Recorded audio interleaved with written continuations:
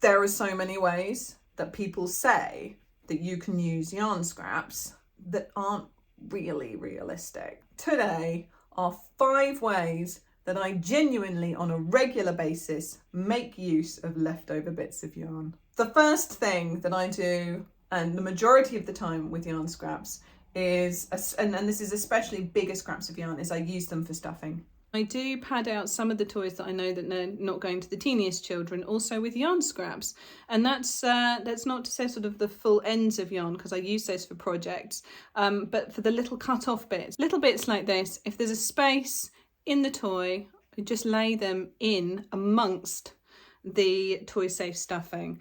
I mix them with the filler that goes in the crochet toys, it pads them out, and it's a really productive use of them. The second thing, and I do this quite a bit with like longer strands, they need to be at least this long, that is probably about 3 feet, is detailing, and that's detailing the faces on toys. So I tend to hand sew with a yarn needle or tapestry needle noses, features onto my toys. I'll show you an example. Mr. Fox loves being the example.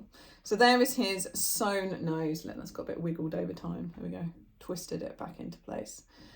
You just weave in and out, backwards and forwards down the face, and it gives a lovely chunky nose. And it's a great way to use up a little scrap of yarn. I have also detailed faces with yarn. I've done little eyelashes on a couple of little dolls that I've made. I'm making something at the moment. Now, I don't know if you get these in the US, and I know most of you are American. This is going to be a pine marten, and a pine marten is a little adorable thing that's a bit like a weasel or a ferret or a polecat or a stoat. It's a long skinny animal, but they've got these hilarious sort of slightly angry expressions and little tiny scraps of yarn, small angry eyebrows. So that's the second thing.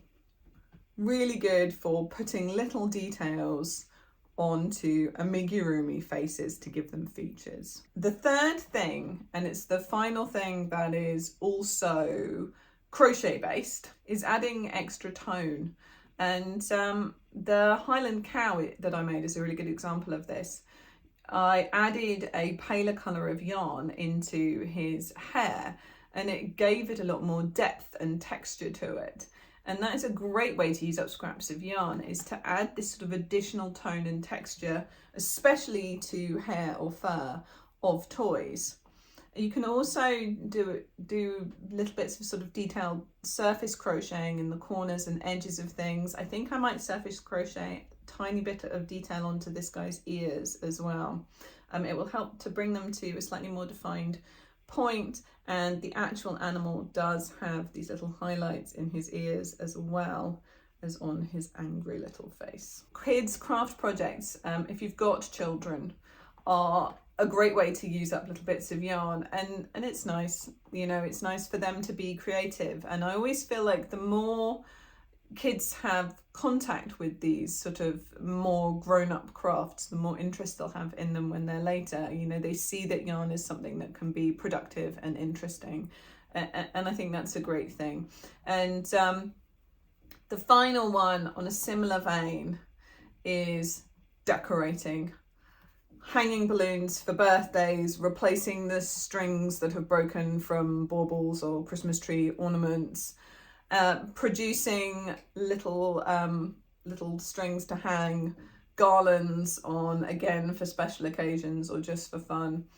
So, and that's it. So those are the 5 things that I actually use yarn scraps for: stuffing toys, adding detail to faces, adding texture and tones to their fur or hair, kids craft projects, and additions to celebratory home decor.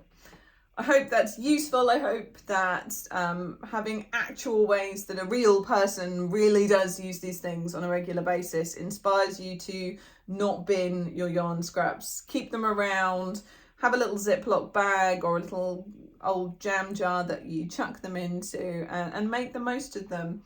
It makes me feel really happy to be able to have a productive way to use these things. And if you have other ways that you like actually use yarn scraps on a regular basis for, please share it with us. I'd love to know more sort of real applications for these things, and I can't wait to hear them.